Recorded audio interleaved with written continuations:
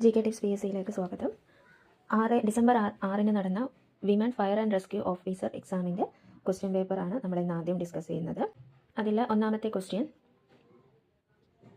ഉർവശി ബട്ടാലിയയുടെ നിശബ്ദതയുടെ മറുവശം എന്ന കൃതി ഏത് ചരിത്ര സംഭവവുമായി ബന്ധപ്പെട്ടിരിക്കുന്നു?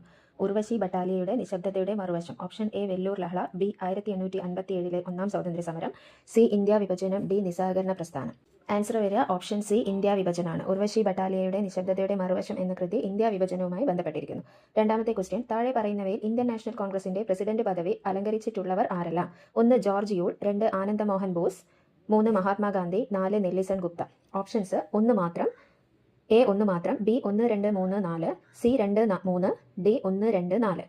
ഇന്ത്യൻ നാഷണൽ കോൺഗ്രസിന്റെ പ്രസിഡന്റ് പദവി അലങ്കരിച്ചിട്ടുള്ളവർ ആൻസർ ഓപ്ഷൻ ബി, അതായത് George Yule, Anand Mohan boss, Mahatma Gandhi, നെല്ലിസൺ Gupta. തന്നിരിക്കുന്നവരെല്ലാം INCയുടെ president പദവി അലങ്കരിച്ചിട്ടുള്ളവരാണ്. മൂന്നാമത്തെ ക്വസ്റ്റ്യൻ, 1847 ഹെർമൻ ഗുണ്ടർട്ട് ആരംഭിച്ച ദിനപത്രങ്ങൾ ഏതെല്ലാം? 1 പശ്ചിമോദയം, 2 ദീപിക, 3 ലീഡർ, 4 രാജസമാചാരം. ഓപ്ഷൻസ് 1 4, അതായത് പശ്ചിമോദയം, രാജസമാചാരം, ബി 2 മാത്രം, ദീപിക മാത്രം, സി 4 മാത്രം, അതായത് രാജസമാചാരം മാത്രം, ഡി ഇവയൊന്നുമല്ല. 1847 ഹെർമൻ ഗുണ്ടർട്ട് ആരംഭിച്ച ദിനപത്രങ്ങൾ ഓപ്ഷൻ എ ആണ് വരിക, അതായത് 1 4, പശ്ചിമോദയവും രാജസമാചാരവും. 4 വിദ്യാഭ്യാസ മേഖലയിലെ പ്രവർത്തനങ്ങൾ കണക്കാക്കി 2025 കേരള ജ്യോതി പുരസ്കാരത്തിന് അർഹനായ ചരിത്രകാരൻ കൂടിയായ വ്യക്തി? A Kesavan Veluthat, B MR Raghava Varier, C Rajan Gurukkal, D ഇവരാരുമല്ല. വിദ്യാഭ്യാസ മേഖലയിലെ പ്രവർത്തനങ്ങൾ കണക്കാക്കി 2025 കേരള ജ്യോതി പുരസ്കാരത്തിന് അർഹനായ ചരിത്രകാരൻ option B MR Raghava Varier. 5 താഴെ പറയുന്നവയിൽ ശരിയായ ജോഡികളേവ? 1 Bilhana Vikramanka Devacharitam, 2 Vishnu Sharma Kathasaritsagaram, 3 Atula Mushakavamsha Mahakavyam, 4 Kalhana Buddhacharitam. Options A 1 3, B 2 4, C 1 3 4, D എല്ലാം ശരിയാണ്. ശരിയായ ജോഡിയാണ് ചോദിച്ചത്. ആൻസർ വരെ ഓപ്ഷൻ എ ആണ്, അതായത് 1 3. ബിൽഹണ വിക്രമാംഗ ദേവചരിതം ശരിയാണ്, അതുല മൂഷകവംശ മഹാകാവ്യം ശരിയാണ്. 6 പ്രാതിനിധ്യമില്ലാതെ നികുതിയില്ല എന്ന മുദ്രാവാക്യം ഏത് വിപ്ലവവുമായി ബന്ധപ്പെട്ടിരിക്കുന്നു? എ ഫ്രഞ്ച് വിപ്ലവം, ബി ചൈനീസ് വിപ്ലവം, സി അമേരിക്കൻ സ്വാതന്ത്ര്യ സമരം, ഡി ഇംഗ്ലണ്ടിലെ മഹത്തായ വിപ്ലവം. പ്രാതിനിധ്യമില്ലാതെ നികുതിയില്ല എന്ന മുദ്രാവാക്യം ഓപ്ഷൻ സി അമേരിക്കൻ സ്വാതന്ത്ര്യ സമരം. 7ാമത്തെ ക്വസ്റ്റ്യൻ, ട്രോപ്പോഗ്രാഫിക് മാപ്പുകളിലെ കോണ്ടൂർ രേഖകളെ സംബന്ധിച്ച പ്രസ്താവനകളിൽ ശരിയായവ ഏതെല്ലാം? 1 ഒരേ ഉയരത്തിലുള്ള സ്ഥലങ്ങളെ തമ്മിൽ യോജിപ്പിക്കുന്ന സാങ്കല്പിക രേഖകളാണിവ. 2 കോണ്ടൂർ രേഖകൾ തമ്മിലുള്ള അകലം കുറവാണെങ്കിൽ, അതായത് അടുത്തടുത്ത് സ്ഥിതി ചെയ്താൽ അത് ചെങ്കുത്തായ ചരിവിനെ സൂചിപ്പിക്കുന്നു. 3 ഒരു കുന്നിനെ പ്രതിനിധീകരിക്കുന്ന കോണ്ടൂർ രേഖകളിൽ ഉള്ളിലേക്ക് പോകുന്തോറും അവയുടെ മൂല്യം കുറഞ്ഞു വരുന്നു. ഓപ്ഷൻസ് എ 1 2 എന്നിവ മാത്രം, ബി 1 3 എന്നിവ മാത്രം, സി 2 3 എന്നിവ മാത്രം, ഡി 1 2 3 എന്നിവയെല്ലാം. കോണ്ടൂർ രേഖകളെ സംബന്ധിച്ച ശരിയായ പ്രസ്താവനയാണ് ഓപ്ഷൻ എ ആണ് ആൻസർ, അതായത് 1 2 ഒരേ ഉയരത്തിലുള്ള സ്ഥലങ്ങളെ തമ്മിൽ യോജിപ്പിക്കുന്ന സാങ്കല്പിക രേഖകളാണിവ. 2 കോണ്ടൂർ രേഖകൾ തമ്മിലുള്ള അകലം കുറവാണെങ്കിൽ അത് ചെങ്കുത്തായ ചരിവിനെ സൂചിപ്പിക്കുന്നു. 8 കേരളത്തിലെ ഭൂപ്രകൃതി വിഭവങ്ങളെ സംബന്ധിച്ച് വിസ്തൃതിയുടെ അടിസ്ഥാനത്തിൽ അവയെ ശരിയായ ക്രമത്തിൽ കൂടുതൽ വിസ്തൃതിയിൽ നിന്ന് കുറഞ്ഞതിലേക്ക് ക്രമീകരിക്കുക. എ മലനാട് ഇടനാട് തീരപ്രദേശം, അതായത് മലനാട് കൂടുതൽ ഇടനാട് കൂടുതൽ തീരപ്രദേശം, ബി ഇടനാട് മലനാട് തീരപ്രദേശം, സി മലനാട് തീരപ്രദേശം ഇടനാട്, ഡി തീരപ്രദേശം ഇടനാട് മലനാട്. വിസ്തൃതി കൂടുതൽ വിസ്തൃതിയിൽ നിന്ന് കുറഞ്ഞതിലേക്കാണ് ക്രമീകരിക്കേണ്ടത്. അപ്പോൾ ഏറ്റവും വിസ്തൃതി കൂടുതൽ ഏതാ, പിന്നെ അടുത്തത് പിന്നെ ഏറ്റവും കുറവുള്ളത്, അങ്ങനെയാണ് വേണ്ടത്. ആൻസർ വരെ ഓപ്ഷൻ എ മലനാട് ഇടനാട് തീരപ്രദേശം. ഏറ്റവും കൂടുതൽ വിസ്തൃതി ഉള്ളത് മലനാട്, പിന്നെ ഇടനാട്, ഏറ്റവും കുറവ് തീരപ്രദേശം. 9 ഇന്ത്യയിലെ പ്രധാന തുറമുഖങ്ങളെ സംബന്ധിച്ച് താഴെ പറയുന്നവയിൽ തെറ്റായ പ്രസ്താവന ഏത്? എ ഇന്ത്യയുടെ പടിഞ്ഞാറൻ തീരത്തെ പ്രധാന തുറമുഖമാണ് മുംബൈ, ബി ഒരു നദീജന്യ തുറമുഖത്തിന് ഉദാഹരണമാണ് കൊൽക്കത്ത, സി ഇന്ത്യയിലെ ഏറ്റവും ആഴം കൂടിയ തുറമുഖം വിശാഖപട്ടണമാണ്, ഡി ഇന്ത്യയുടെ കിഴക്കൻ തീരത്ത് സ്ഥിതി ചെയ്യുന്ന ഒരു പ്രധാന തുറമുഖമാണ് കാണ്ഡല. തെറ്റായതാണ് ചോദിച്ചത്. ആൻസർ ഓപ്ഷൻ ഡി, ഇന്ത്യയുടെ കിഴക്കൻ തീരത്ത് സ്ഥിതി ചെയ്യുന്ന ഒരു പ്രധാന തുറമുഖമാണ് കാണ്ഡല. തെറ്റാണ്, പടിഞ്ഞാറൻ തീരത്താണ് കാണ്ഡല സ്ഥിതി ചെയ്യുന്നത്. 10 ഇന്ത്യയുടെ ഭൂപ്രകൃതിയുമായി ബന്ധപ്പെട്ട പ്രസ്താവനകളിൽ തെറ്റായത് ഏത്? എ ഇന്ത്യയിലെ ഏറ്റവും പഴക്കം ചെന്ന ഭൂവിഭാഗമാണ് ഉപദ്വീപീയ പീഠഭൂമി, ബി പശ്ചിമഘട്ടത്തിലെ ഏറ്റവും ഉയരം കൂടിയ കൊടുമുടിയാണ് ആനമുടി, സി കിഴക്കൻ തീരസമതലത്തെ അപേക്ഷിച്ച് പടിഞ്ഞാറൻ തീരസമതലത്തിന് വീതി കൂടുതലാണ്, ഡി ഹിമാലയത്തിലെ ഏറ്റവും തെക്കേ അറ്റത്തുള്ള പർവ്വതനിരയാണ് ശിവാലിക്. തെറ്റായത് ഓപ്ഷൻ സി ആണ്, കിഴക്കൻ തീരസമതലത്തെ അപേക്ഷിച്ച് പടിഞ്ഞാറൻ തീരസമതലത്തിന് വീതി കൂടുതലാണ് എന്നുള്ളത് തെറ്റാണ്, വീതി കുറവാണ്. 11 ഇന്ത്യയിലെ കാർഷിക കാലങ്ങളെയും വിളകളെയും ശരിയായി യോജിപ്പിക്കുക. 1 ഖാരിഫിന്റെ നേരെ വരുന്നത് എ ഗോതമ്പ് ബാർലിയാണ്, റാബിയുടെ നേരെ തണ്ണിമത്തൻ പച്ചക്കറികൾ, സെയ്ദിന് നേരെ നെല്ല് ചോളം. ഇത് ചേരുംപടി ചേർക്കാനാണ്. ഓപ്ഷൻ എ വരുന്നത് 1 സി 2 എ 3 ബി, അതായത് ഖാരിഫിൽ വരുന്ന നെല്ല് ചോളം, റാബിയിൽ വരുന്നത് ഗോതമ്പ് ബാർലി, സെയ്ദിൽ തണ്ണിമത്തൻ പച്ചക്കറികൾ. അങ്ങനെയാണ് ഓപ്ഷൻ എ പറയുന്നത്. ബി 1 ബി, അതായത് ഖാരിഫ് തണ്ണിമത്തൻ പച്ചക്കറികൾ, 2 സി റാബിയിൽ നെല്ല് ചോളം, 3 എ സെയ്ദ് ഗോതമ്പ് ബാർലി. സി പറയുന്നത് 1 സി ഖാരിഫ് നെല്ല് ചോളം, 2 ബി റാബി തണ്ണിമത്തൻ പച്ചക്കറികൾ, 3 എ സെയ്ദ് ഗോതമ്പ് ബാർലി. ഡി പറയുന്നത് 1 എ ഖാരിഫ് ഗോതമ്പ് ബാർലി, 2 ബി റാബി തണ്ണിമത്തൻ പച്ചക്കറികൾ, 3 സി സെയ്ദ് നെല്ല് ചോളം. അതിൽ ശരിയായ ജോഡിയാണ്, ശരിയായ ചേർത്ത് എഴുതാനാണ് പറയുന്നത്. ഓപ്ഷൻ എ ആണ് ആൻസർ വരിക. 1 സി 2 എ 3 ബി, അതായത് ഖാരിഫ് എന്ന് പറയുന്ന നെല്ല് ചോളമാണ്, റാബി ഗോതമ്പ് ബാർലി, സെയ്ദ് തണ്ണിമത്തൻ പച്ചക്കറികൾ. 12 ISROയുടെ ആദിത്യ L1 ദൗത്യത്തെക്കുറിച്ച് താഴെ പറയുന്ന പ്രസ്താവനകളിൽ തെറ്റായവ ഏതെല്ലാം? 1 ഇത് സൂര്യനെക്കുറിച്ച് പഠിക്കുന്നതിനുള്ള ഇന്ത്യയുടെ ആദ്യത്തെ ബഹിരാകാശ അധിഷ്ഠിത ദൗത്യമാണ്. 2 2023 സെപ്റ്റംബർ 2 PSLV C-57 ഉപയോഗിച്ചാണ് വിക്ഷേപിച്ചത്. 3 സൂര്യന്റെ അടുത്തുള്ള L4 ലാഗ്രാഞ്ച് പോയിന്റിലാണ് ഉപഗ്രഹം സ്ഥാപിച്ചിരിക്കുന്നത്. ഓപ്ഷൻസ് എ 1 മാത്രം, ബി 2 മാത്രം, സി 3 മാത്രം, ഡി 1 3 മാത്രം. ആദ്യത്തെ L1 ദൗത്യത്തെക്കുറിച്ച് പ്രസ്താവനകളിൽ തെറ്റായതാണ് ചോദിച്ചത്. ആൻസർ വരെ ഓപ്ഷൻ സി ആണ്, 3 മാത്രമാണ് തെറ്റ്. അതായത് സൂര്യന്റെ അടുത്തുള്ള L4 ലാഗ്രാഞ്ച് പോയിന്റിലാണ് ഉപഗ്രഹം സ്ഥാപിച്ചിരിക്കുന്നത് എന്നുള്ളതാണ് തെറ്റ്. 13 ഹരിത വിപ്ലവവുമായി ബന്ധമില്ലാത്തതാരാണ്? A William Gaud, B Norman Borlaug, C doctor M S Swaminathan, D doctor Green Dalton. Answer വരെ ഓപ്ഷൻ ഡി ആണ്, ഡോക്ടർ ഗ്രീൻ ഡാൾട്ടൺ ആണ് ഹരിത വിപ്ലവവുമായി ബന്ധമില്ലാത്തത്. 14 ഭാരതത്തിൽ ₹1 നോട്ട് പുറത്തിറക്കുന്നത് ആരാണ്? A reserve bank of India, B ധനകാര്യ മന്ത്രാലയം, C state bank of India, D NABARD. Answer വരെ option B ആണ്, ഭാരതത്തിൽ ₹1 നോട്ട് പുറത്തിറക്കുന്നത് ധനകാര്യ മന്ത്രാലയമാണ്. 15 ഹരിത വിപ്ലവവുമായി ബന്ധപ്പെട്ട് താഴെ പറയുന്നവയിൽ ശരിയായത് ഏത്? 1 അത്യുൽപാദന ശേഷിയുള്ള വിത്തിനങ്ങൾ, 2 രാസവളങ്ങളും കീടനാശിനികളും, 3 ദരിദ്ര കർഷകർ, ധനിക കർഷകർ എന്നിങ്ങനെയുള്ള അന്തരമില്ലാതായി. Option A 1 3, B 1 2, C 1 2 3, D 2 3. ഹരിത വിപ്ലവവുമായി ബന്ധപ്പെട്ട് പറയുന്നതിൽ ശരിയായതാണ് ചോദിച്ചത്. ആൻസർ വരെ ഓപ്ഷൻ ബി ആണ്, അതായത് 1 2 അത്യുൽപാദന ശേഷിയുള്ള വിത്തിനങ്ങളും രാസവളങ്ങളും കീടനാശിനികളും. അപ്പോൾ ഹരിത വിപ്ലവവുമായി ബന്ധപ്പെട്ട് ഇത് 3ാമത്തെ ക്വസ്റ്റ്യൻ ആണ്. കഴിഞ്ഞതിന് മുമ്പുള്ള വീഡിയോയിൽ ചെയ്ത പറഞ്ഞ ക്വസ്റ്റ്യൻ പേപ്പറിലും ഹരിത വിപ്ലവവുമായി ബന്ധപ്പെട്ട ക്വസ്റ്റ്യൻ വന്നിരുന്നു. ഈ ക്വസ്റ്റ്യൻ പേപ്പറിൽ തന്നെ 13ാമത്തെ ക്വസ്റ്റ്യൻ ഹരിത വിപ്ലവവുമായി ബന്ധപ്പെട്ടതാണ്. 16ാമത്തെ ക്വസ്റ്റ്യൻ നീതി ആയോഗിന്റെ ആസ്ഥാനം? Option A Mumbai, B Delhi, C Kolkata, D Pune. നീതി ആയോഗിന്റെ ആസ്ഥാനം ഓപ്ഷൻ ബി ഡൽഹിയാണ്. 17 അമൃതകാലം എന്തുമായി ബന്ധപ്പെട്ടിരിക്കുന്നു? എ കേന്ദ്ര ബജറ്റ് 2023-24, ബി ഭക്ഷ്യസുരക്ഷ, സി ആയുഷ്, ഡി അടിസ്ഥാന സൗകര്യ വികസനം. അമൃതകാലം എന്തുമായി ബന്ധപ്പെട്ടിരിക്കുന്നു? ആൻസർ വരെ ഓപ്ഷൻ എ കേന്ദ്ര ബജറ്റ് 2023-24 ആണ്. 18 അടുത്ത കാലത്ത് വാർത്തകളിൽ ഇടം പിടിച്ച ടെസ്ല താഴെ പറയുന്നവയിൽ ഏതുമായി ബന്ധപ്പെട്ടിരിക്കുന്നു? ഓപ്ഷൻ എ വിമാന എഞ്ചിൻ നിർമ്മാണം, ബി വൈദ്യുത കാർ നിർമ്മാണം, സി മുങ്ങിക്കപ്പൽ നിർമ്മാണം, ഡി മിസൈൽ ടെക്നോളജി. അപ്പോൾ ടെസ്ല എന്തുമായി ബന്ധപ്പെട്ടിരിക്കുന്നു? ആൻസർ വരെ ഓപ്ഷൻ ബി വൈദ്യുത കാർ നിർമ്മാണമാണ്. 19 ഇന്ത്യൻ ഭരണഘടനാ നിർമ്മാണവുമായി ബന്ധപ്പെട്ട താഴെ പറയുന്ന വസ്തുതകളിൽ ശരിയല്ലാത്തത് ഏത്? 1 1928 മോത്തിലാൽ നെഹ്റുവും മറ്റ് 8 കോൺഗ്രസ് നേതാക്കളും ഇന്ത്യയ്ക്കായി ഒരു ഭരണഘടനയ്ക്ക് രൂപം നൽകി. 2 ഇന്ത്യൻ ഭരണഘടനാ നിർമ്മാണ സമിതി വിദേശ രാജ്യങ്ങളിലെ ഭരണഘടനകളിൽ നിന്നും ആശയങ്ങൾ കടമെടുക്കുകയും അത് അതേപടി ഭരണഘടനയിൽ ഉൾപ്പെടുത്തുകയും ചെയ്തു. 3 ഇന്ത്യൻ ഭരണഘടനാ നിർമ്മാണ സമിതി 26 ജനുവരി 1950 ഇന്ത്യൻ ഭരണഘടനയെ അംഗീകരിച്ചു. 4 ഭരണഘടനാ നിർമ്മാണ സമിതിയുടെ ആദ്യത്തെ മീറ്റിംഗ് 1946 ഡിസംബറിൽ നടന്നു. ഇതിൽ തെറ്റായതാണ് ചോദിച്ചത്. 1 എ 1 4 മാത്രം, ബി 1 മാത്രം, സി 2 3 മാത്രം, ഡി 1 3 മാത്രം. ആൻസർ വരിക ഓപ്ഷൻ സി ആണ്, 2 3 മാത്രം. 20ാമത്തെ ക്വസ്റ്റ്യൻ ഇന്ത്യൻ ഭരണഘടനയുടെ ആമുഖത്തിലെ റിപ്പബ്ലിക് എന്ന പദം കൊണ്ട് അർത്ഥമാക്കുന്നത് എന്താണ്? എ ഇന്ത്യയിലെ എല്ലാ പൗരന്മാർക്കും അഭിപ്രായ ആവിഷ്കാര സ്വാതന്ത്ര്യമുണ്ട്, ബി ഇന്ത്യൻ പൗരന്മാർ എന്ന നിലയിൽ നാം എല്ലാവരും തുല്യരാണ്, സി ഇന്ത്യയിലെ ജനങ്ങൾക്ക് ഇന്ത്യയുടെ ആഭ്യന്തരവും ബാഹ്യവുമായ കാര്യത്തിൽ തീരുമാനമെടുക്കാൻ പൂർണ്ണ അധികാരമുണ്ട്, ഡി ഇന്ത്യയുടെ രാഷ്ട്രത്തലവൻ ഒരു തെരഞ്ഞെടുക്കപ്പെട്ട വ്യക്തിയായിരിക്കും. ഇന്ത്യൻ ഭരണഘടനയുടെ ആമുഖത്തിലെ റിപ്പബ്ലിക് എന്ന പദം കൊണ്ട് അർത്ഥമാക്കുന്നത് ആൻസർ ഓപ്ഷൻ ഡി ആണ്, ഇന്ത്യയുടെ രാഷ്ട്രത്തലവൻ ഒരു തെരഞ്ഞെടുക്കപ്പെട്ട വ്യക്തിയായിരിക്കും. 21 1955 ഇന്ത്യൻ പൗരത്വ നിയമം അനുസരിച്ച് ഒരു ഇന്ത്യൻ പൗരന്റെ ഇന്ത്യക്കാരി അല്ലാത്ത ഭാര്യയ്ക്ക് ഇന്ത്യൻ പൗരത്വം ലഭിക്കാനുള്ള രീതിയുടെ പേരെന്താണ്? ഓപ്ഷൻ എ പാരമ്പര്യം വഴിയുള്ള പൗരത്വം, ബി ജന്മം കൊണ്ടുള്ള പൗരത്വം, സി രജിസ്ട്രേഷൻ വഴിയുള്ള പൗരത്വം, ഡി ഭൂപ്രദേശ സംയോജനം മൂലമുള്ള പൗരത്വം. അപ്പം ഇന്ത്യൻ പൗരന്റെ ഇന്ത്യക്കാരി അല്ലാത്ത ഭാര്യയ്ക്ക് ഇന്ത്യൻ പൗരത്വം ലഭിക്കാനുള്ള രീതി ഓപ്ഷൻ സി ആണ്, രജിസ്ട്രേഷൻ വഴിയുള്ള പൗരത്വം. 22 ഇന്ത്യൻ ഭരണഘടനയിൽ അനുച്ഛേദം 20 ഉൾപ്പെടാത്ത വസ്തുത? എ നിയമലംഘനത്തിനല്ലാതെ ഒരാളെയും ശിക്ഷിക്കരുത്, ബി നിയമ നടപടിക്രമങ്ങളിലൂടെ അല്ലാതെ ഒരാളുടെ ജീവനും സ്വാതന്ത്ര്യവും ഹനിക്കരുത്, സി നിയമത്തിൽ പറയുന്നതിനേക്കാൾ വലിയ ശിക്ഷ നൽകരുത്, ഡി ഒരു നിയമലംഘനത്തിന് ഒന്നിൽ കൂടുതൽ തവണ ശിക്ഷിക്കരുത്. അനുച്ഛേദം 20 ഉൾപ്പെടാത്ത വസ്തുത ഓപ്ഷൻ ബി ആണ്, നിയമ നടപടിക്രമങ്ങളിലൂടെ അല്ലാതെ ഒരാളുടെ ജീവനും സ്വാതന്ത്ര്യവും ഹനിക്കരുത്. 23 താഴെ പറയുന്നതിൽ തെറ്റായ വസ്തുതകൾ ഏതെല്ലാം? 1 ലോക്സഭയുടെ കാലാവധി 6 വർഷത്തിൽ നിന്ന് 5 വർഷമാക്കി മാറ്റിയത് 42ാം ഭരണഘടനാ ഭേദഗതിയിലൂടെയാണ്. 2 44ാം ഭരണഘടനാ ഭേദഗതിയിലൂടെ സ്വത്തവകാശം മൗലികാവകാശം അല്ലാതാക്കി തീർത്തു. 3 42ാം ഭരണഘടനാ ഭേദഗതിയിലൂടെ മൗലിക കടമകൾ കൂട്ടിച്ചേർത്തു. 4 42ാം ഭരണഘടനാ ഭേദഗതി ചെറു ഭരണഘടന എന്ന പേരിൽ അറിയപ്പെടുന്നു. ഓപ്ഷൻസ് എ 1 4 മാത്രം, ബി 1 മാത്രം, സി 2 3 മാത്രം, ഡി 1 3 മാത്രം. ആൻസർ വരിക ഓപ്ഷൻ ബി ആണ്, 1 മാത്രം. അതായത് ലോക്സഭയുടെ കാലാവധി 6 വർഷത്തിൽ നിന്നും 5 വർഷമാക്കി മാറ്റിയത് 42ാം ഭരണഘടനാ ഭേദഗതിയിലൂടെയാണ് എന്നുള്ളത് തെറ്റാണ്. 24 ഇന്ത്യൻ ഭരണഘടനയിലെ മൗലിക കടമകളുമായി ബന്ധപ്പെട്ട തെറ്റായ വസ്തുതകൾ ഏതെല്ലാം? 1 മൗലിക കടമകൾ സോവിയറ്റ് യൂണിയനിലെ ഭരണഘടനയിൽ നിന്നും മാതൃകയാക്കി സ്വീകരിച്ചതാണ്. 2 ഇന്ത്യൻ ഭരണഘടനയിൽ ഇപ്പോൾ 10 മൗലിക കടമകളാണുള്ളത്. 3 മൗലിക കടമകളിൽ തുല്യമായ ജോലിക്ക് പുരുഷന്മാർക്കും സ്ത്രീകൾക്കും തുല്യവേതനം ഉറപ്പു നൽകുന്നു.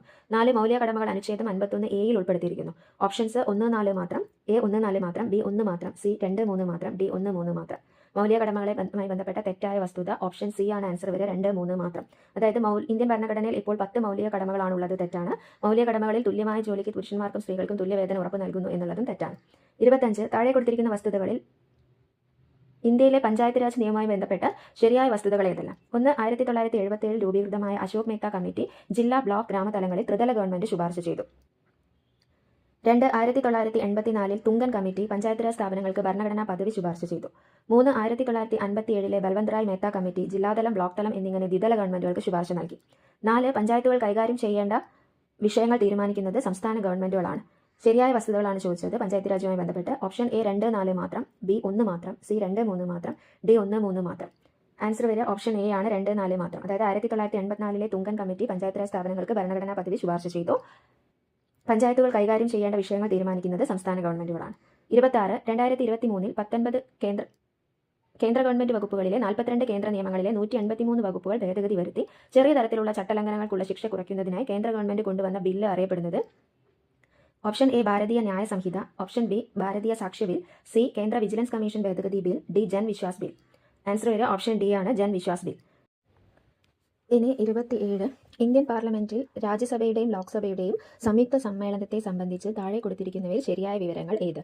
1 പാർലമെന്റ് സംയുക്ത സമ്മേളനം വിളിച്ചുകൂട്ടുന്നത് പ്രധാനമന്ത്രി ആണ്. 2 പാർലമെന്റ് സംയുക്ത സമ്മേളനത്തിലൂടെയാണ് സ്ത്രീധന നിരോധന നിയമം കൊണ്ടുവന്നത്. 3 പാർലമെന്റിന്റെ സംയുക്ത സമ്മേളനത്തിൽ ബില്ല് പാസ്സാവാൻ പ്രത്യേക ഭൂരിപക്ഷം വേണ്ട. 4 പാർലമെന്റിന്റെ സംയുക്ത സമ്മേളനത്തിന്റെ അധ്യക്ഷത വഹിക്കുന്നത് ലോക്സഭാ സ്പീക്കറാണ്. ഓപ്ഷൻ 1, 4 മാത്രം, ബി 1 മാത്രം, സി 2, 3, 4 മാത്രം, ഡി 1, 3 മാത്രം.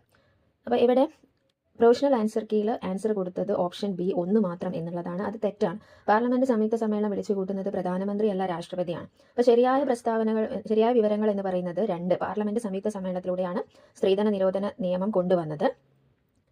അതേപോലെ 4 പാർലമെന്റിന്റെ സംയുക്ത സമ്മേളനത്തിന്റെ അധ്യക്ഷത വഹിക്കുന്നത് ലോക്സഭാ സ്പീക്കറാണ്. ഇതാണ് ശരിയായ പ്രസ്താവന. അത് ആൻസറിൽ ഇല്ല. അതുകൊണ്ട് ഈ ക്വസ്റ്റ്യൻ ഡിലീറ്റ് ആവാൻ സാധ്യതയുണ്ട്. ഇനി 28ാമത്തെ ക്വസ്റ്റ്യൻ, കേരള സംസ്ഥാന വനിതാ വികസന കോർപ്പറേഷൻ പദ്ധതികളുമായി ബന്ധപ്പെട്ട ശരിയായ പ്രസ്താവന ഏത്? എ മിത്ര 181 എന്ന ഹെൽപ്പ് ലൈൻ പദ്ധതി സ്ത്രീ സുരക്ഷ ഒരുക്കുന്നു. ബി യാത്ര ചെയ്യുന്ന വനിതകൾക്ക് താമസ സൗകര്യം ഒരുക്കാൻ വനിതാ മിത്ര കേന്ദ്രം ഒരുക്കിയിരിക്കുന്നു. സി വനമിത്ര എന്ന പേരിൽ ആദിവാസി വിഭാഗത്തിൽപ്പെടുന്ന സ്ത്രീകൾക്ക് നൈപുണ്യ വികസന കേന്ദ്ര സൗകര്യങ്ങൾ ഒരുക്കിയിരിക്കുന്നു. ഡി ഇവയെല്ലാം. കേരള സംസ്ഥാന വനിതാ വികസന കോർപ്പറേഷൻ പദ്ധതികളുമായി ബന്ധപ്പെട്ട ശരിയായ പ്രസ്താവനയാണ് ചോദിച്ചത്. ആൻസർ വരെ ഓപ്ഷൻ ഡി ഇവയെല്ലാം വരും. 29 കേരളത്തിലെ തണ്ണീർത്തട സംരക്ഷണവുമായി ബന്ധമില്ലാത്ത പ്രസ്താവന ഏത്? 1 തണ്ണീർത്തട അതോറിറ്റിയുടെ അധ്യക്ഷൻ പരിസ്ഥിതി വകുപ്പ് മന്ത്രിയാണ്. 2 തണ്ണീർത്തടം എന്നതിൽ മനുഷ്യനിർമ്മിത ജലസേചന പദ്ധതികൾ ഉൾപ്പെടുന്നു. 3 കേരളത്തിലെ മുഴുവൻ തണ്ണീർത്തട പ്രദേശങ്ങൾ ഉൾപ്പെടുന്ന മാപ്പ് തയ്യാറാക്കുന്നത് തണ്ണീർത്തട അതോറിറ്റിയാണ്. 4 തണ്ണീർത്തടം എന്നതിൽ മനുഷ്യനിർമ്മിത കുടിവെള്ള പദ്ധതികൾ ഉൾപ്പെടുന്നു. ഓപ്ഷൻസ് എ 1, 4 മാത്രം, ബി 1 മാത്രം, സി 2, 4 മാത്രം, ഡി 1, 3 മാത്രം. അപ്പോൾ കേരള തണ്ണീർത്തട സംരക്ഷണവുമായി ബന്ധമില്ലാത്ത പ്രസ്താവന ഓപ്ഷൻ സി ആണ്, 2, 4. അതായത് തണ്ണീർത്തടം എന്നതിൽ മനുഷ്യനിർമ്മിത ജലസേചന പദ്ധതികൾ ഉൾപ്പെടുന്നു എന്നുള്ളത് തെറ്റാണ്. അതുപോലെ തണ്ണീർത്തടം എന്നതിൽ മനുഷ്യനിർമ്മിത കുടിവെള്ള പദ്ധതികൾ ഉൾപ്പെടുന്നു എന്നുള്ളതും തെറ്റാണ്. 30 ദേശീയ മഹാത്മാഗാന്ധി ഗ്രാമീണ തൊഴിലുറപ്പ് പദ്ധതിയുടെ ഭാഗമായി കേരളത്തിലെ ഗോത്ര ജനതയ്ക്ക് 100 തൊഴിൽ ദിനങ്ങൾക്ക് പുറമെ കൂടുതൽ തൊഴിൽ ദിനങ്ങൾ ലഭ്യമാക്കുന്ന കേരള ഗവൺമെന്റ് പദ്ധതിയുടെ പേര്? എ ഗോത്ര ജീവനം, B Kerala tribal plus, C എന്നൂര്, ഡി ഉജ്ജീവൻ. ദേശീയ മഹാത്മാഗാന്ധി ഗ്രാമീണ തൊഴിലുറപ്പ് പദ്ധതിയുടെ ഭാഗമായി കേരളത്തിലെ ഗോത്ര ജനതയ്ക്ക് 100 തൊഴിൽ ദിനങ്ങൾക്ക് പുറമെ കൂടുതൽ തൊഴിൽ ദിനങ്ങൾ ലഭ്യമാക്കുന്ന കേരള ഗവൺമെന്റ് പദ്ധതി option B Kerala tribal plus ആണ്. 31 സൈബർ ലോകത്ത് വർദ്ധിച്ചു വരുന്ന കുറ്റകൃത്യങ്ങൾക്കെതിരെ കുട്ടികളെ സജ്ജരാക്കാൻ കേരള പോലീസ് നടപ്പിലാക്കുന്ന പദ്ധതിയുടെ പേര്? Option A cap house, B കൂട്ട്, സി ചിരി, ഡി പ്രൊജക്ട് ഹോപ്പ്. സൈബർ ലോകത്ത് വർദ്ധിച്ചു വരുന്ന കുറ്റകൃത്യങ്ങൾക്കെതിരെ കുട്ടികളെ സജ്ജരാക്കാൻ കേരള പോലീസ് നടപ്പിലാക്കുന്ന പദ്ധതിയുടെ പേര്? ആൻസർ ഓപ്ഷൻ ബി കൂട്ടാണ്. 32 അണുബാധയോട് ആദ്യം പ്രതികരിക്കുന്ന ആന്റിബോഡി ഏതാണ്? ഓപ്ഷൻസ് എ IgG എന്ന് പറയുന്ന ഇമ്മ്യൂണോഗ്ലോബുലിൻ ആണ്, immunoglobulin G, B immunoglobulin M, C IgA immunoglobulin A, D IgE immunoglobulin E. അണുബാധയോട് ആദ്യം പ്രതികരിക്കുന്ന ആന്റിബോഡി ഓപ്ഷൻ ബി IgM ആണ്, ഇമ്മ്യൂണോഗ്ലോബുലിൻ എം ആണ്. 33 ലാറ്റിറ്റ്യൂഡിനൽ ഗ്രേഡിയന്റ് ഓഫ് ബയോഡൈവേഴ്സിറ്റി കൊണ്ട് സൂചിപ്പിക്കുന്നത് എന്താണ്? എ ജൈവവൈവിധ്യം ഭൂമധ്യരേഖയിൽ നിന്ന് ധ്രുവങ്ങളിലേക്ക് കുറയുന്നു, ബി ജൈവവൈവിധ്യം ധ്രുവങ്ങളിൽ നിന്ന് ഭൂമധ്യരേഖയിലേക്ക് കുറയുന്നു, സി മിതോഷ്ണ മേഖലയിൽ മാത്രം ജൈവവൈവിധ്യം കാണുന്നു, ഡി ജൈവവൈവിധ്യം എല്ലാ പ്രദേശങ്ങളിലും തുല്യമായി കാണുന്നു. ലാറ്റിറ്റ്യൂഡിനൽ ഗ്രേഡിയന്റ് ഓഫ് ബയോഡൈവേഴ്സിറ്റി എന്ന് പറഞ്ഞാൽ ആൻസർ വരെ ഓപ്ഷൻ എ ആണ്, ജൈവവൈവിധ്യം ഭൂമധ്യരേഖയിൽ നിന്ന് ധ്രുവങ്ങളിലേക്ക് കുറയുന്നു. 34 ഓസ്റ്റിയോ ആർത്രൈറ്റിസ് എന്തിനെ സൂചിപ്പിക്കുന്നു? എ സന്ധികളിലെ കാർട്ടിലേജ് നശിക്കൽ, ബി തരുണാസ്ഥികൾ ചുരുങ്ങുന്നു, സി അസ്ഥികൾ പൊട്ടുന്ന അവസ്ഥ, ഡി മേൽ പറഞ്ഞവയെല്ലാം. ഓസ്റ്റിയോ ആർത്രൈറ്റിസ് ആൻസർ വരെ ഓപ്ഷൻ എ, സന്ധികളിലെ കാർട്ടിലേജ് നശിക്കൽ. 35 ഒനോതെറ ലാമാർക്കിയാന എന്ന സസ്യം താഴെ പറയുന്നവയിൽ ഏതുമായി ബന്ധപ്പെട്ടിരിക്കുന്നു? ഓപ്ഷൻ എ ലാമാർക്ക് സിദ്ധാന്തം, ബി മെൻഡേലിയൻ സിദ്ധാന്തം, സി മ്യൂട്ടേഷൻ സിദ്ധാന്തം, ഡി നാച്ചുറൽ സിദ്ധാന്തം. ഒനോതെറ ലാമാർക്കിയാന എന്ന സസ്യം ആൻസർ വരെ ഓപ്ഷൻ സി ആണ്, മ്യൂട്ടേഷൻ സിദ്ധാന്തവുമായി ബന്ധപ്പെട്ടിരിക്കുന്നു. 36 ലോകത്തിലെ ഏറ്റവും വലിയ ആരോഗ്യ ദൗത്യം അഥവാ പൊതുജനാരോഗ്യ ഇൻഷുറൻസ് പദ്ധതി ഏതാണ്? A national health mission, B Ayushman Bharat PM JY, JAY. C healthy China 2030. D Ardra mission. ലോകത്തിലെ ഏറ്റവും വലിയ ആരോഗ്യ ദൗത്യം അഥവാ പൊതുജനാരോഗ്യ ഇൻഷുറൻസ് പദ്ധതി. ഓപ്ഷൻ ബി ആണ് ആയുഷ്മാൻ ഭാരത് PMJAY. 37. അംഗീകൃത സാമൂഹികാരോഗ്യ പ്രവർത്തകരായ ആശ എന്നതിന്റെ പൂർണ്ണ രൂപം ഏതാണ്? A urban social health activist. B all India social health activist. C accredited social health activist. D association of social and health action. Asha എന്നതിന്റെ പൂർണ്ണ രൂപം. ആൻസർ വരെ ഓപ്ഷൻ സി ആണ്, അക്രഡിറ്റഡ് സോഷ്യൽ ഹെൽത്ത് ആക്ടിവിസ്റ്റ് ആണ് ആശ. 36. താഴെ പറയുന്നവയിൽ മർദ്ദത്തിന്റെ യൂണിറ്റ് അല്ലാത്തത് ഏത്? 38. താഴെ പറയുന്നവയിൽ മർദ്ദത്തിന്റെ യൂണിറ്റ് അല്ലാത്തത് ഏത്? Newton per metre square. A newton per metre square. B kilogram metre per second square. C kilogram per metre second square. D pascal. മർദ്ദത്തിന്റെ യൂണിറ്റ് അല്ലാത്തതാണ് ചോദിച്ചാൽ ആൻസർ വരെ ഓപ്ഷൻ ബി ആണ്, kilogram metre per second square. 39. 1. Ultraviolet രശ്മികൾക്ക് infrared വികിരണങ്ങളേക്കാൾ കൂടുതൽ ഊർജ്ജമുണ്ട്. 2. എക്സ്റേക്ക് gamma വികിരണങ്ങളേക്കാൾ തരംഗദൈർഘ്യം കൂടുതലാണ്. മുകളിൽ കൊടുത്തിരിക്കുന്ന പ്രസ്താവനകൾക്ക് യോജിച്ചത് കണ്ടെത്തുക. എ 1ഉം 2ഉം തെറ്റ്. ബി 1 ശരി 2 തെറ്റ്. സി 1 തെറ്റ് 2 ശരി. ഡി 1ഉം 2ഉം ശരി. അൾട്രാവയലറ്റ് രശ്മികൾക്ക് ഇൻഫ്രാറെഡ് വികിരണങ്ങളേക്കാൾ കൂടുതൽ ഊർജ്ജമുണ്ട്. എക്സ്റേക്ക് ഗാമ വികിരണങ്ങളേക്കാൾ തരംഗദൈർഘ്യം കൂടുതലാണ്. ആൻസർ വരെ ഓപ്ഷൻ ഡി ആണ്, 1ഉം 2ഉം ശരിയാണ്. 40. ഒരു വീട്ടിൽ ഉപയോഗിക്കുന്ന ഊർജ്ജം 200 കിലോ വാട്ട് അവർ ആണെങ്കിൽ ആകെ ഊർജ്ജത്തിന്റെ അളവ് എത്ര? Options A 72 × 10⁻⁷ joule. B 7.2 × 10⁵ joule. C 720 × 10⁵ joule. D 72 × 10⁶ joule. Answer വരെ ഓപ്ഷൻ എ ആണ്, 72 × 10⁻⁷ ജൂൾ. ഒരു വാട്ട് അവർ എന്ന് പറയുന്നത് 3600 ജൂളാണ്. അപ്പോൾ ഒരു കിലോ വാട്ട് അവർ എന്ന് പറഞ്ഞാൽ 3600 × 1000 ജൂൾ വരും. അതായത് 3.6 × 10⁻⁶ ജൂൾ വരും. അങ്ങനെയാകുമ്പോൾ 200 കിലോ വാട്ട് അവർ എന്ന് പറയുമ്പോൾ 3.6 × 10⁻⁶ × 200 വരും. അത് ചെയ്യുമ്പോൾ നമുക്ക് ആൻസർ 72 × 10⁻⁷ ജൂൾ ആൻസർ കിട്ടും. ഇനി 41. 2024 സമാധാനത്തിനുള്ള നോബൽ സമ്മാനം നേടിയത് ഏത് സംഘടനയാണ്? Options A Greenpeace. B Nihon Hidankyo. C doctors without borders. D red cross. 2024 സമാധാനത്തിനുള്ള നോബൽ സമ്മാനം നേടിയ സംഘടന. ആൻസർ വരെ ഓപ്ഷൻ ബി നിഹോൺ ഹിഡാൻക്യോ ആണ്. നിഹോൺ ഹിഡാൻക്യോ എന്ന സംഘടനയ്ക്കാണ് 2024 സമാധാനത്തിനുള്ള നോബൽ സമ്മാനം ലഭിച്ചത്. നിഹോൺ ഹിഡാൻക്യോ എന്ന് പറയുന്നത് Japanese association of atomic bomb surveyor's ആണ്. 42. 1 ലിറ്റർ ലായനിയിൽ അടങ്ങിയിരിക്കുന്ന ലീനത്തിന്റെ മോളുകളുടെ എണ്ണം. Options A mole fraction. B molality. C molarity. D normality. 1 litre ലായനിയിൽ അടങ്ങിയിരിക്കുന്ന ലീനത്തിന്റെ മോളുകളുടെ എണ്ണം. ആൻസർ വരെ ഓപ്ഷൻ സി മൊളാരിറ്റി ആണ്.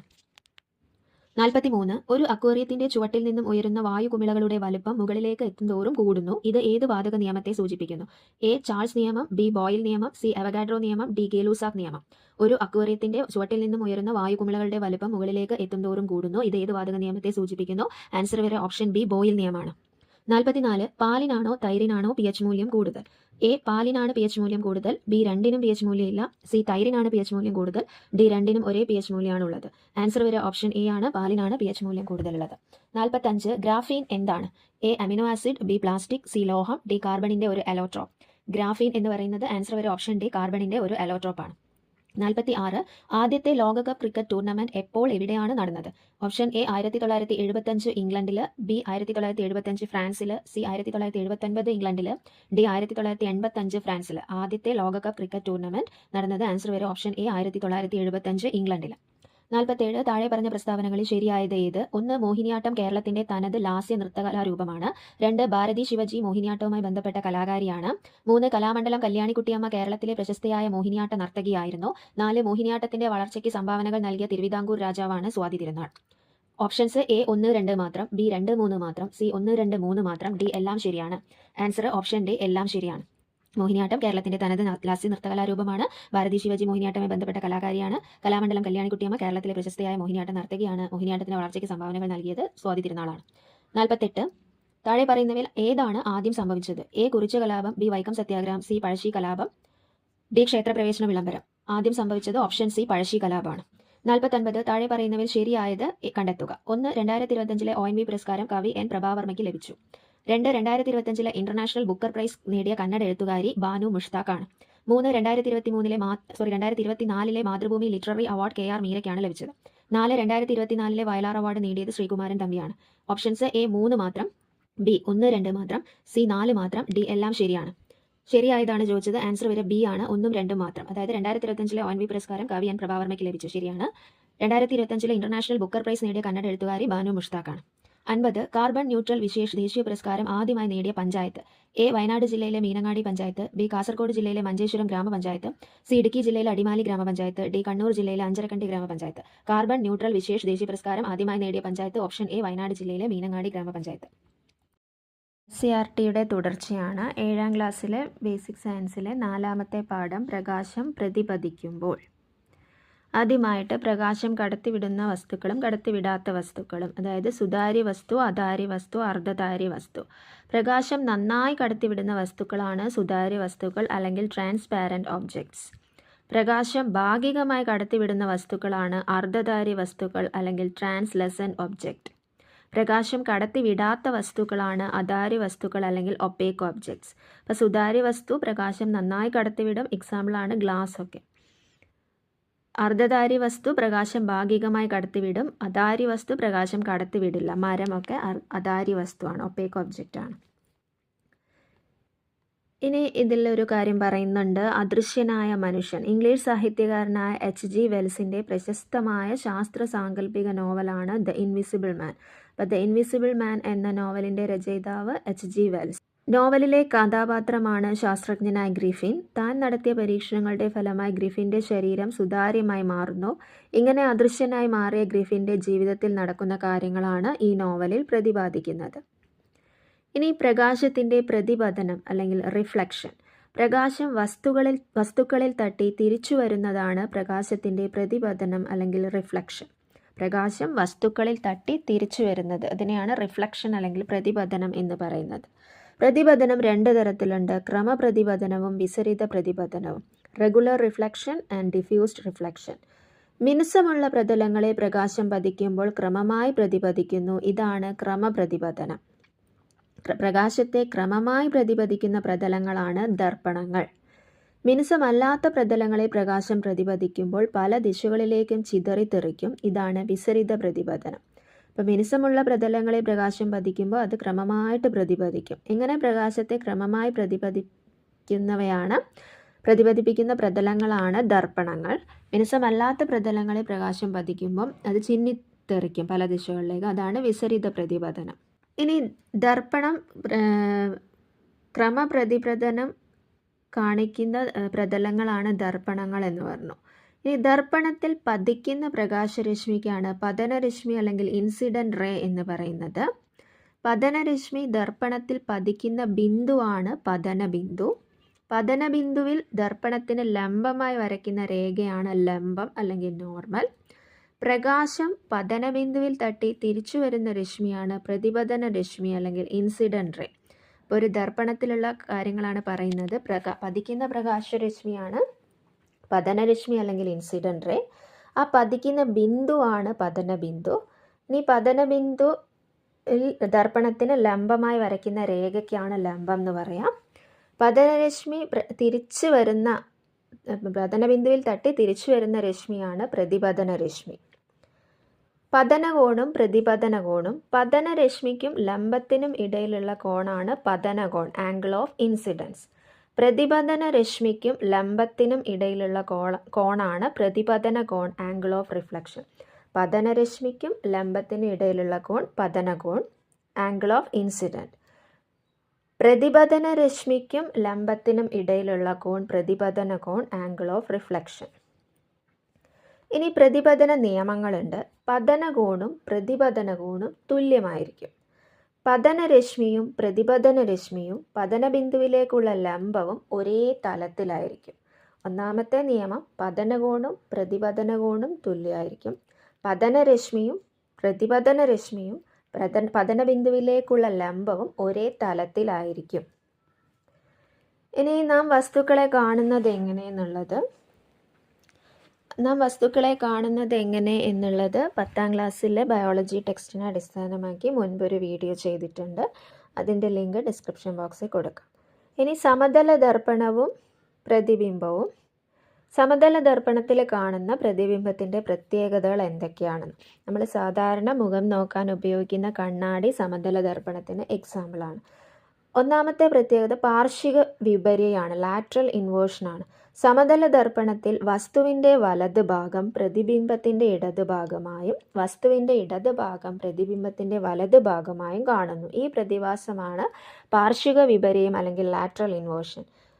സമതല ദർപ്പണത്തിൽ വസ്തുവിൻ്റെ വലത് ഭാഗം പ്രതിബിംബത്തിൻ്റെ ഇടത് ഭാഗമായിരിക്കും, വസ്തുവിൻ്റെ ഇടത് ഭാഗം പ്രതിബിംബത്തിൻ്റെ വലത് ഭാഗമായിരിക്കും. ആ പ്രതിഭാസമാണ് പാർശ്വിക വിപര്യം, ലാറ്ററൽ ഇൻവേർഷൻ. ഇപ്പം ആംബുലൻസിലൊക്കെ ആംബുലൻസ് എന്ന് എഴുതിയിരിക്കുന്നത് തിരിച്ചിട്ടായിരിക്കും, കാരണം അത് മുന്നിൽ പോകുന്ന വാഹനങ്ങളുടെ മിററിൽ ക്ലിയർ ആയിട്ട് കാണാൻ വേണ്ടിയിട്ടാണ്. ഇനി പ്രതിബിംബത്തിൻ്റെ അകലം, പ്രതിബിംബത്തിൻ്റെ വലുപ്പം. അപ്പോൾ സമതല ദർപ്പണത്തിലെ പ്രതിബിംബത്തിൻ്റെ പ്രത്യേകത: ഒന്ന്, പ്രതിബിംബത്തിന് പാർശ്വിക വിപര്യം സംഭവിച്ചിരിക്കും. രണ്ട്, സമതല ദർപ്പണത്തിൽ വസ്തുവിൽ നിന്ന് ദർപ്പണത്തിലേക്കുള്ള ദൂരവും ദർപ്പണത്തിൽ നിന്ന് പ്രതിബിംബത്തിലേക്കുള്ള ദൂരവും തുല്യമായിരിക്കും. മൂന്ന്, സമതല ദർപ്പണത്തിൽ വസ്തുവിൻ്റെ വലുപ്പവും പ്രതിബിംബത്തിൻ്റെ വലുപ്പവും തുല്യമായിരിക്കും. അതുകൊണ്ടാണ് നമ്മൾ കണ്ണാടി നോക്കുമ്പോൾ നമ്മുടെ യഥാർത്ഥ രൂപം തന്നെയാണ് കാണുക. തുല്യമല്ലെങ്കിൽ വലുതായിട്ടോ ചെറുതായിട്ടോ കാണുമായിരുന്നു. അപ്പോൾ സമതല ദർപ്പണത്തിലെ പ്രതിബിംബത്തിൻ്റെ പ്രത്യേകത: ഒന്ന്, പ്രതിബിംബത്തിന് പാർശ്വ വിപര്യം സംഭവിക്കും. വസ്തുവിൽ നിന്ന് സമതല ദർപ്പണത്തിൽ നിന്ന് വസ്തുവിൽ നിന്ന് ദർപ്പണത്തിലേക്കുള്ള ദൂരവും ദർപ്പണത്തിൽ നിന്ന് പ്രതിബിംബത്തിലേക്കുള്ള ദൂരവും തുല്യമായിരിക്കും. പിന്നെ സമതല ദർപ്പണത്തിൽ വസ്തുവിൻ്റെ വലുപ്പവും പ്രതിബിംബത്തിൻ്റെ വലുപ്പവും തുല്യമായിരിക്കും. ഇനി ആവർത്തന പ്രതിബിംബം. അപ്പോൾ അഭിമുഖമായിട്ട് രണ്ട് ദർപ്പണങ്ങൾ വെച്ചാൽ നമുക്ക് അനേകം പ്രതിബിംബങ്ങൾ കാണാൻ സാധിക്കും. പ്രകാശത്തിൻ്റെ ആവർത്തന പ്രതിപതനം മൂലമാണിത്. അപ്പം പ്രകാശത്തിൻ്റെ ആവർത്തന പ്രതിപതനം ഉപയോഗപ്പെടുത്തുന്ന ഒരു സന്ദർഭമാണ് ബാർബർ ഷോപ്പ്. ഇനി കോണളവും പ്രതിബിംബങ്ങളുടെ എണ്ണവും. കോണളവ് x ആണെങ്കിൽ പ്രതിബിംബങ്ങളുടെ എണ്ണം കാണാൻ 360/x-1 ചെയ്യാണ് വേണ്ടത്. അപ്പോൾ കോണളവ് തന്നാൽ പ്രതിബിംബങ്ങളുടെ എണ്ണം കാണാനുള്ള ഇക്വേഷനാണ് 360/x-1. അപ്പോൾ കോണളവ് 30 ഡിഗ്രി ആണെങ്കിൽ പ്രതിബിംബങ്ങളുടെ എണ്ണം എത്രയാണെന്ന് ചോദിച്ചാൽ 360/xൻ്റെ സ്ഥാനത്ത് 30 എഴുതുക, -1 ചെയ്യാം. അപ്പം നമുക്ക് ആൻസർ കിട്ടും 11. കോണളവ് 60 ഡിഗ്രി ആണെങ്കിൽ പ്രതിബിംബങ്ങളുടെ എണ്ണം 360/60 - 1, ആൻസർ വരിക 5. കോണളവ് 90 ഡിഗ്രി ആണെങ്കിൽ പ്രതിബിംബങ്ങളുടെ എണ്ണം 360/90 - 1 ചെയ്താൽ 3 കിട്ടും. കോണളവ് 120 ഡിഗ്രി ആണെങ്കിൽ പ്രതിബിംബങ്ങളുടെ എണ്ണം 360/120 - 1 ചെയ്താൽ 2 കിട്ടും. അപ്പോൾ കോണളവ് തന്ന് പ്രതിബിംബങ്ങളുടെ എണ്ണം കാണാൻ 360/x-1. x എന്ന് പറയുന്നത് എത്ര കോണളവാണോ അത്. അപ്പോൾ പ്രകാശത്തിൻ്റെ ആവർത്തന പ്രതിപതനം എന്ന തത്വം ഉപയോഗപ്പെടുത്തുന്ന ഉപകരണങ്ങളാണ് കാലിഡോസ്കോപ്പും പെരിസ്കോപ്പും ഒക്കെ. കഴിഞ്ഞ ഒരു എക്സാമിന് ചോദിച്ചൊരു ക്വസ്റ്റ്യൻ ആയിരുന്നു അത്. ആവർത്തന പ്രതിപതനം എന്ന തത്വം ഉപയോഗപ്പെടുത്തുന്ന ഉപകരണങ്ങളാണ് കാലിഡോസ്കോപ്പും പെരിസ്കോപ്പും ഒക്കെ. ഇനി പ്രകാശ മലിനീകരണം. ഇരുട്ടിനെ ഇല്ലാതാക്കും വിധം പ്രകാശം വിതറുന്ന ഒട്ടേറെ സ്രോതസ്സുകൾ നാം ഇന്ന് ഉപയോഗിക്കാറുണ്ട്. നഗരങ്ങളിലും പാർക്കുകളിലും രാത്രി മുഴുവൻ പ്രകാശിച്ചു നിൽക്കുന്ന നിയോൺ ബൾബുകളൊക്കെ ഉണ്ട്. ഇരുട്ടിൽ തേടുന്ന ഒട്ടേറെ ജീവികൾക്ക് ഈ വെളിച്ചം ദോഷമാകുന്നുണ്ട്. അവരും ഈ ഭൂമിയുടെ അവകാശികളാണ്. തെളിഞ്ഞ രാത്രികളിൽ മാത്രം കാണുന്ന പല ആകാശ കാഴ്ചകളും മനുഷ്യർക്ക് നഷ്ടമാകുന്നതിനും രാത്രിയിലെ തീവ്രമായ പ്രകാശം കാരണമാകുന്നുണ്ട്. അപ്പം ഇത്രയേ ഉള്ളൂ ഈ പാഠത്തിലുള്ള ഇമ്പോർട്ടൻ്റ് ആയിട്ടുള്ള കാര്യങ്ങൾ.